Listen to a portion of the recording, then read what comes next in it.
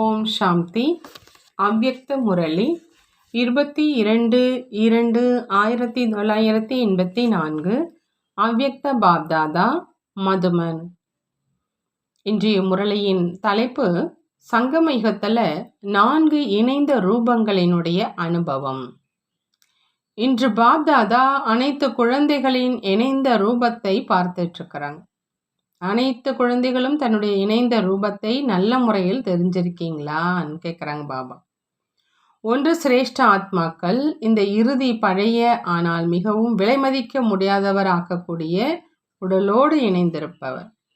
அனைத்து சிரேஷ்ட ஆத்மாக்கள் இந்த உடலின் ஆதாரத்தினால் சிரேஷ்ட காரியம் மற்றும் பாப்தாதாவையும் சந்திக்கும் அனுபவத்தையும் செஞ்சிட்டு இருக்கீங்க.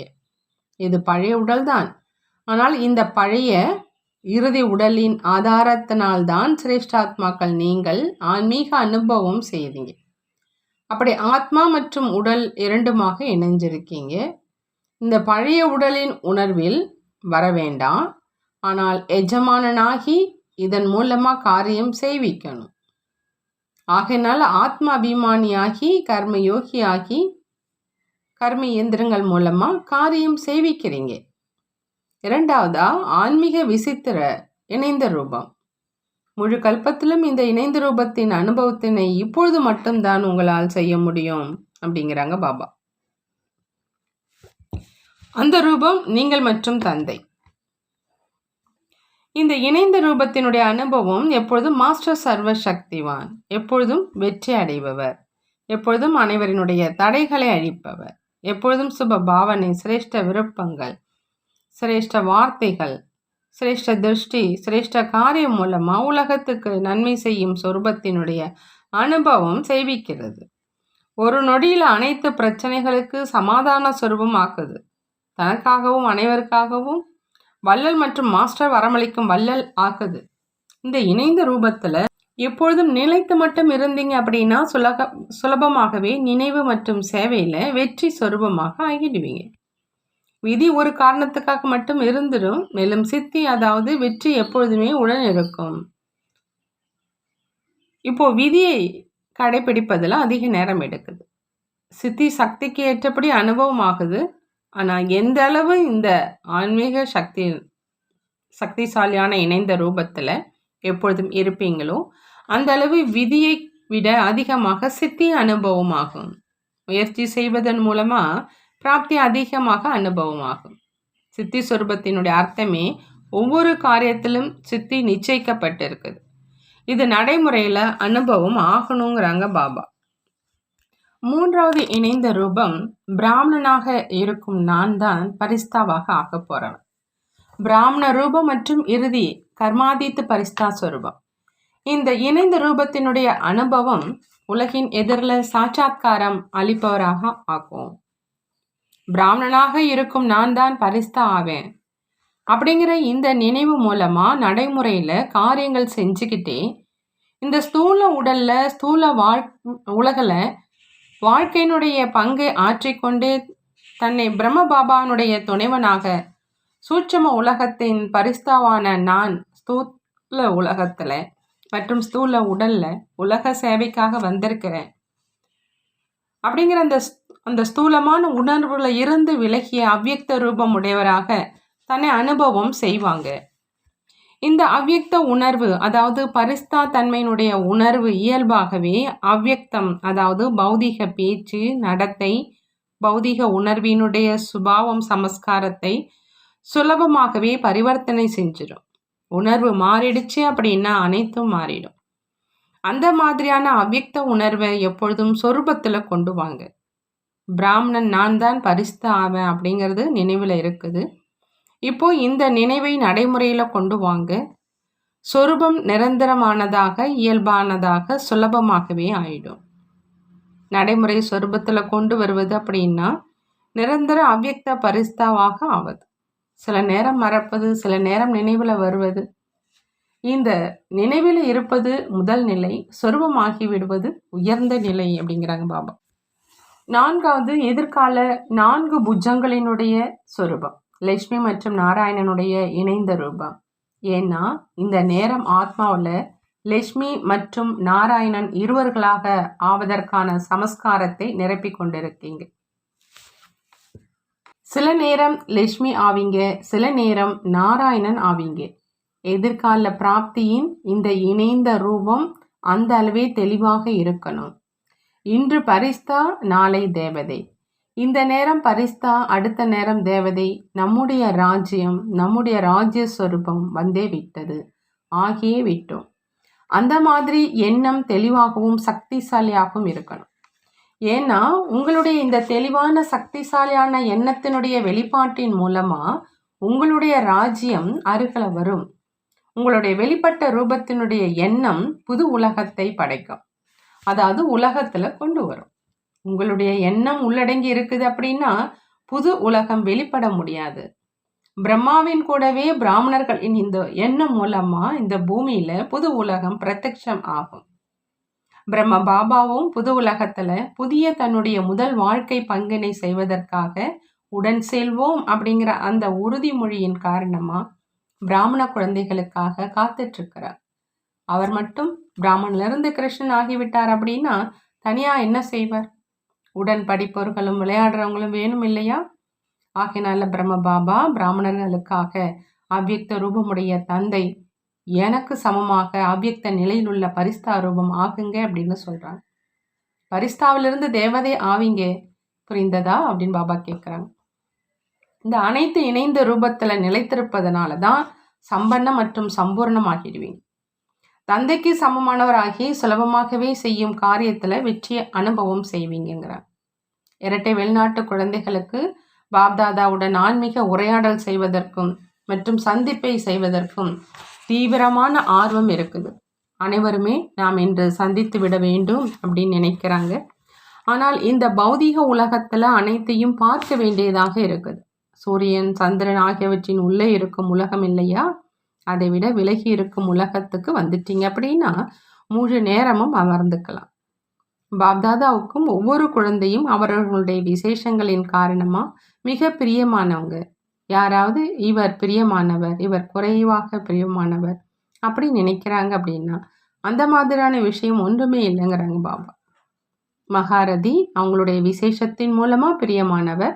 மேலும் தந்தையின் எதிரில் அனைவரும் அவரவர்களின் ரூபத்தினால் மகாரதிகள், மகானாத்மாக்கள்.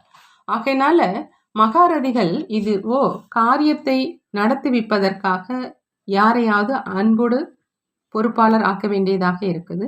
இல்லை அப்படின்னா காரியம் செய்வதற்காக அவரவர்களுக்கு அப்படிங்கிற ஸ்தானம் கிடைச்சிருக்குது. ஒருவேளை அனைவருமே தாதிகள் ஆக்கிட்டாங்க அப்படின்னா காரியம் நடக்குமா? பொறுப்பாளராக ஆக்க வேண்டியது இருக்குது தானே இல்லையா? பார்க்க போனால் அனைவரும் அவர்களுடைய முறையில் தாதிகள் தான். உங்கள் அனைவருமே தீதி மற்றும் தாதி என்று கூறுறாங்க இல்லையா? இருந்தும் நீங்கள் அனைவரும் ஒன்றாக சேர்ந்து ஒருவரை பொறுப்பாளராக ஆக்கியிருக்கீங்க இல்லையா? நீங்கள் அனைவருமே ஆக்கினீங்களா அல்லது தந்தை மட்டும்தான் ஆக்கினாரா? அல்லது காரிய நடவடிக்கைகள் நடக்க வேண்டும் அப்படிங்கிற காரணத்துக்காக மட்டும் அவரவர்களுடைய காரியத்தின் அனுசாரம் பொறுப்பாளராக ஆக்க வேண்டியதாக இருக்குது. அதற்காக நீங்கள் அனைவரும் மகாரதி இல்லை என்று அப்படி அர்த்தம் அல்ல. நீங்களும் மகாரதிகள், மகாவீரர்கள். மாயாவுக்கு சவால் விடுறவங்க. மகாரதி இல்லை அப்படின்னா என்னவாக இருக்கிறார்? பாப்தாதாவை பொறுத்த அளவில் ஒரு வார பாடத்தை கற்றுக் கொடுக்கும் குழந்தையும் மகாரதி தான். ஏன்னா ஒரு வார பாடத்தையும் இப்போ கற்றுக் கொடுக்கிறார் என்றால் எப்போது தானும் சிரேஷ்ட வாழ்க்கையை உருவாக்கணும் அப்படின்னு நினைக்கிறாரோ அப்போதான் இல்லையா? சவால் விட்டுருக்கீங்க அப்படின்னா நீங்களும் மகாரதி, மகாவீர் ஆகிட்டீங்க. பாப்தாதா எப்பொழுதுமே ஒரு ஸ்லோகனை அனைத்து குழந்தைகளும் காரியத்தில் கொண்டு வருவதற்காக நினைவூட்டி கொண்டே இருக்கிறாங்க. ஒன்று தன்னுடைய சுயநிலையில் இருப்பது, இன்னொன்று காரிய நடவடிக்கையில் வருவது. சுயநிலையில் நிலைத்திருப்பதில் அனைவரும் சிறியவர்கள் அல்ல, பெரியவர்களாக ஆயிட்டீங்க. காரிய நடவடிக்கையில் பொறுப்பாளராக ஆக்கவே வேண்டியது இருக்குது. அதாவது காரிய நடவடிக்கையில் வெற்றி அடைவதற்கான ஒரே ஒரு ஸ்லோகன் மரியாதை கொடுப்பது, மரியாதை பெறுவது. மற்றவர்களுக்கு மரியாதை கொடுப்பது தான் மரியாதை பெறுவது. கொடுப்பதில் பெறுவது நிரம்பி இருக்குது. மரியாதை கொடுத்தீங்க அப்படின்னா மரியாதை கிடைக்கும். மரியாதை பெறுவதற்கான வழியே மரியாதை கொடுப்பது தான். நீங்கள் மரியாதை கொடுக்குறீங்க, மேலும் உங்களுக்கு அது கிடைப்பதில்லை என்பது இருக்கவே முடியாது இல்லையா? ஆனால் உள்ளபூர்வமாக கொடுங்க. ஏதாவது தேவைக்காக கொடுக்காதீங்க. யார் உள்ளபூர்வமாக கொடுக்குறாங்களோ அவங்களுக்கு உள்ளபூர்வமாக மரியாதை கிடைக்குது. ஏதாவது தேவைக்காக மரியாதை கொடுத்தீங்க அப்படின்னா கிடைப்பதும் ஏதாவது தேவைக்காகத்தான் இருக்கும். எப்பொழுதுமே உள்ளபூர்வமாக கொடுங்க மற்றும் உள்ளபூர்வமாக பெற்றுக்குங்க. இந்த சுலோகன் மூலமாக எப்பொழுதுமே தடையற்ற, எண்ணமற்ற, கவலையற்றவராக இருப்பீங்க. எனக்கு என்னவாகும் என்ற இந்த கவலை இருக்காது. எனக்கு என்ன நடக்க வேண்டுமோ அது நிச்சயிக்கப்பட்டதுங்கிற கவலை இல்லாத நிலையில் இருப்பாங்க. மேலும் அந்த மாதிரியான சிரேஷ்ட ஆத்மாவில் சிரேஷ்ட பிராப்தியானது நிகழ்காலத்திலும் மற்றும் எதிர்காலத்திலும் நிச்சயிக்கப்பட்ட ஒன்றுதான். இதை யாரும் மாற்ற முடியாது. யாரும் மற்ற யாருடைய ஆசனத்தையும் பெற முடியாது என்பது நிச்சயிக்கப்பட்டது. எனவே கவலையின்றி இருக்கிறாங்க. இவரைத்தான் தந்தைக்கு சமமான, தந்தையை பின்பற்றி நடப்பவர் அப்படின்னு சொல்றதுங்கிறாங்க பாபா. புரிந்ததா அப்படின்னு பாபா கேட்குறாங்க. இரட்டை வெளிநாட்டு குழந்தைகளின் மீது பாபாவுக்கு விசேஷ அன்பு இருக்குது. ஏதாவது தேவைக்கான அன்பு இல்லை, உள்ளபூர்வமான அன்பு இருக்குது. ஒரு பழைய பாடல் இருக்குது, உயர்ந்த சுவர்கள் அப்படின்னு. இந்த இரட்டை வெளிநாட்டினருடைய பாடல் என்று பாப்தாதா ஏற்கனவே சொல்லியிருக்கிறாங்க. இதை சமுத்திரத்தை கடந்து மதம், தேசம், பாஷை ஆகிய அனைத்து மிக உயர்ந்த சுவர்களை தாண்டி தந்தையின் குழந்தையாக ஆகிட்டாங்க. ஆகினால தந்தைக்கு பிரியமானவங்க. பாரதவாசிகளோ தேவதைகளினுடைய பூஜாரிகளே தான். அவங்க உயர்ந்த சுவர்களை தாண்டி வரல. ஆனால் நீங்கள் அனைத்து இரட்டை வெளிநாட்டினரோ மிக உயர்ந்த சுவர்களை எவ்வளவு சுலபமாக கடந்து வந்திருக்கீங்க. ஆகினால பாப்தாதா உள்ளபூர்வமாக குழந்தைகளினுடைய இந்த விசேஷங்களின் பாடலை பாடுறாங்க. புரிந்ததா? உங்களை குஷிப்படுத்துவதற்காக மட்டும் இதை கூறிக்கொண்டிருக்கல. சில குழந்தைகள் பாப்தாதாவோ அனைவரையும் குஷிப்படுத்துறாங்க அப்படின்னு சொல்கிறாங்க. ஆனால் அர்த்தத்துடன் குஷிப்படுத்துகிற நீங்கள் பாப்தாதா அப்படியே கூறி விடுகிறாரா அல்லது இது நடைமுறையில் உண்மையா அப்படின்னு உங்களை நீங்களே கேளுங்க. மிக உயர்ந்த சொற்களை கடந்து வந்துட்டீங்க இல்லையா? எவ்வளோ கடினத்துடன் பயண சீட்டை வாங்குறீங்க. இங்கிருந்து திரும்பி சென்ற உடனே மீண்டும் பணத்தை சேர்க்குறீங்க இல்லையா? எப்பொழுதும் குழந்தைகளுடைய அன்பை பாப்தாதா பார்க்குறாங்க. அன்பின் காரணமாக வந்து சேர்வதற்காக என்னென்ன வழிமுறைகளை கடைப்பிடிக்கிறீங்க, எப்படியோ வந்து சேர்ந்துடுறாங்க. அந்த மாதிரி அன்பான ஆத்மாக்களின் அன்பின் சாதனத்தை பாப்தாதா பார்த்து, ஆர்வத்தை பார்த்து குஷி அடைகிறாங்க. இந்த தூர தேசத்தில் இருப்பவர்களை நீங்கள் எப்படி வர்றீங்க அப்படின்னு கேளுங்க. கடின முயற்சி செஞ்சிருந்தும் வந்து சேர்ந்துடுறாங்க இல்லையா? நல்லது. எப்பொழுதும் இணைந்த ரூபத்தில் நிலைத்திருக்கக்கூடிய, எப்பொழுதும் தந்தைக்கு சமமான அவ்விக்த உணர்வில் நிலைச்சிருக்கக்கூடிய, எப்பொழுதும் சித்தி சுரூபத்தை அனுபவம் செய்யக்கூடிய, தன்னுடைய சக்திசாலியான சமமான சுரூபத்தை மூலமாக சாட்சாத்காரம் செய்விக்கக்கூடிய, அந்த மாதிரி எப்பொழுதும் கவலையின்றி எப்பொழுதும் நிச்சயமுள்ள வெற்றி அடையும் குழந்தைகளுக்கு பாப்தாதாவினுடைய அன்பு நினைவுகள் மற்றும் நமஸ்காரம் செய்கிறாங்க. நாமும் பாப்தாதாவுக்கு அன்பு நினைவுகள் மற்றும் நமஸ்காரம் செய்வோம். சான் பிரான்சிஸ்கோ குரூப்போடு அவ்விக்த பாப்தாதா சந்திக்கிறாங்க. பாப்தாதா கேட்குறாங்க, நீங்கள் அனைவரும் தன்னை முழு உலகத்திலும் நாங்கள் விசேஷ ஆத்மாக்கள் அப்படின்னு அனுபவம் செய்கிறீங்களா? ஏன் அப்படின்னா, இந்த முழு உலகத்தின் பல கோடி ஆத்மாக்களில் இருந்து தந்தையை வந்து தெரிஞ்சுக்கிறதுக்கான அந்த பாக்கியம் விசேஷ ஆத்மாக்கள் உங்களுக்கு கிடைச்சிருக்குது.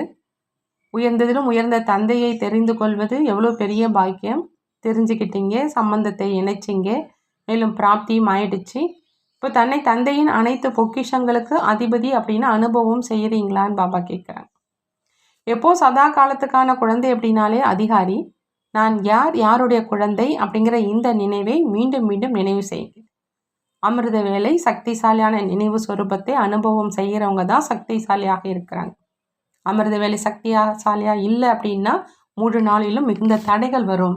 ஆகையினால அமிர்த வேலை சக்திசாலியாக இருக்கணும். அமிர்த வேலை நேரத்தில் சுயம் தந்தை குழந்தைகளுக்கு விசேஷ வரதானம் கொடுப்பதற்காக வரார். அந்த நேரத்தில் யார் வரதானத்தை பெற்றுக்கொள்கிறாரோ அவர் முழு நாளும் சகஜ யோகி நிலையில் இருக்கிறார். ஆகையினால முரளி வகுப்பு மற்றும் அமிர்த வேலையினுடைய சந்திப்பு இந்த இரண்டுமே விசேஷமாக சக்திசாலியாக இருக்குது அப்படின்னா எப்பொழுதுமே பாதுகாப்பாக இருப்பீங்கிறாங்க பாபா. அடுத்தது ஜெர்மனி குரூப்போடு சந்திக்கிறாங்க பாப்தாதா. எப்பொழுதும் தன்னை உலகத்துக்கு நன்மை செய்யும் தந்தையின் குழந்தை, உலகத்துக்கு நன்மை செய்யும் ஆத்மா அப்படின்னு நினைக்கிறீங்களா அப்படின்னு கேட்குறாங்க. அதாவது அனைத்து பொக்கிஷங்களால் நிரம்பியவர். எப்போ தன்னிடம் பொக்கிஷங்கள் நிரம்பி இருக்குமோ அப்போதான் மற்றவர்களுக்கு கொடுப்பீங்க. அந்த மாதிரி எப்பொழுதும் அனைத்து பொக்கிஷங்கள்னாலும் நிரம்பிய ஆத்மாக்கள் குழந்தையாக இருப்பவர்களிருந்து எஜமானன் ஆகிறவங்க. அப்படி அனுபவம் செய்கிறீங்களா அப்படின்னு கேட்குறாங்க. தந்தை அப்படின்னு சொன்னீங்க அப்படின்னா குழந்தையாக இருப்பவர்லேருந்து எஜமானனாக ஆகிட்டாங்க. இதே நினைவு இயல்பாகவே உலகத்துக்கு நன்மை செய்பவராக ஆக்கிடும். மேலும் இதே நினைவு எப்பொழுதும் குஷியில பறக்க வைக்கும்.